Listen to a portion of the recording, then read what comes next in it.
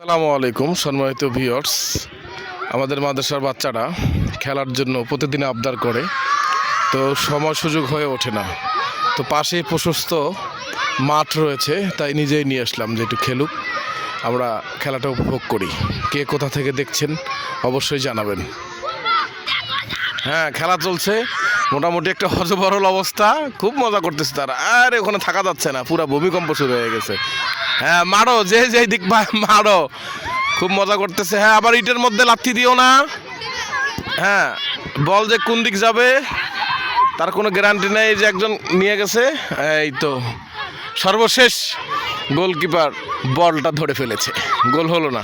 হ্যাঁ দাও, আবার দাও, ফাউল হয়েছে। হ্যাঁ, আপনারা দেখতে থাকুন, খুব মজা পাবেন। বল গেল মাঠের বাহিরে, নাকি মাঠ গেল বলের বাহিরে।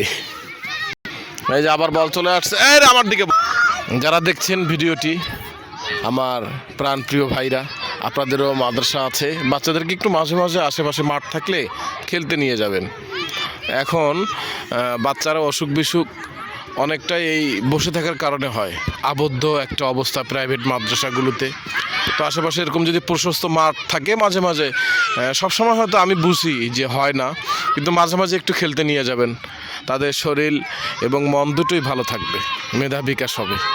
ঠিক আছে, আর এখানে মনে হয় থাকা যাচ্ছে না, উড়ায় ফেলতেছে এরা ধুলোবালিতে। অন্য কোনো সময় আবার অন্য কোনো ভিডিও নিয়ে আপনাদের সামনে হাজির হব। ততক্ষণ ভালো থাকবেন, সুন্দর থাকবেন, সুস্থ থাকবেন, কোরআনের সাথে থাকবেন। আল্লাহ সকলকেই ভালো রাখুন। আল্লাহ হাফেজ। এই হ্যান হয়েছে, হ্যান।